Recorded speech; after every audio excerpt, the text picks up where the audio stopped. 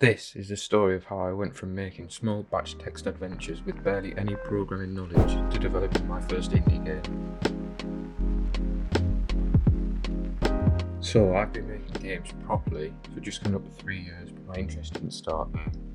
When I was about 8 or 9, I was introduced to a game called Minecraft. For those of you who haven't been living under a rock for the past 11 years, you will know that it's a game about building whatever you want out of blocks. This blew my tiny little mind, and I became so enticed with the game that I wanted to know exactly how it was made. After a few quick Google searches, I discovered it was made with a programming language called Java. As quickly as I could, I typed into YouTube Java tutorial and followed along with a couple of the videos. And by followed along, I mean copy and paste. I guarantee I did not know what any of this meant. I started thinking of ideas in my head of what type of games I wanted to make. I had this one idea where you played as a dog in a city and you would buy upgrades off cats in alleyways. So basically GTA but with dogs. But obviously this would be too big in scope for someone as inexperienced as me. And I realised this, so I just stopped trying altogether. I then found out about a language called Batch, which is basically the thing used in a Windows command line. And I discovered through YouTube videos this could be used to make small text adventures. Now, Batch was extremely simple, but I tended to just copy from other people rather than actually trying to understand it. This didn't stop me, however, from telling everyone in the playground that I was a coding legend and had been making games since I was 3. I did this for many hours until one Christmas I received a book called The Game Maker's Apprentice, which had everything you needed to start making games in an engine called GameMaker. Now, I knew what an engine was, but I had no idea you could use one that had already been made.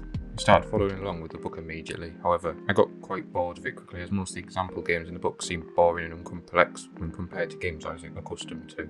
After this, I took a large break from game design altogether to focus on other things, only making small projects every now and then. One day I was scrolling through YouTube and came across a video about Ludum Dare Game Jam. This really lit the fire for me and inspired me to try and give game dev another proper go, and I was determined to enter into the next jam. This was around 3 years ago when Game Maker Studio 2 had just been released, so I bought that and got to work following along with Sean's Balding tutorials, actually trying to understand the code this time, and it worked. I was able to apply the knowledge I had learned from his videos to my own project. By the time the next jam rolled around, I was ready. The theme was running out of space. I instantly thought an idea. My idea was a 2-player game where you had to try and knock each other off an arena.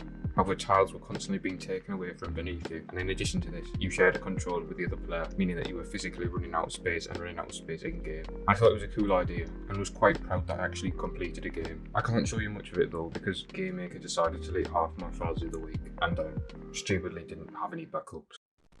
After this, I started many projects, which I would eventually abandon.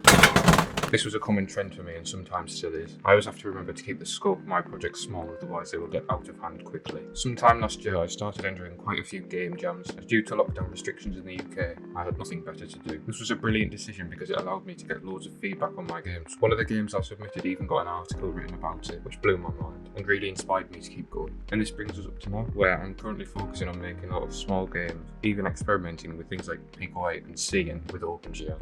If you're considering starting to make games, these are a few of the things I learned that will save a lot of time. Don't just copy, actually try and understand why a tutorial has done what it just did. This will allow you to apply the thing they do to your own projects. And I definitely waste a lot of time just copying from tutorials with no benefit. Another thing is to just make small games instead of trying to make the world's best FPS. Make small projects with only one mechanic. This means you will be able to learn to finish small games without getting too big in scope and abandoning them. My final piece of advice would be to just do it. I spent far too long dreaming about what I wanted to make instead of actually getting down to it, and could have made a lot more games in that time. If you'd like to see more from me, why not consider subscribing to keep updated with my channel? Anyway, that's all for now.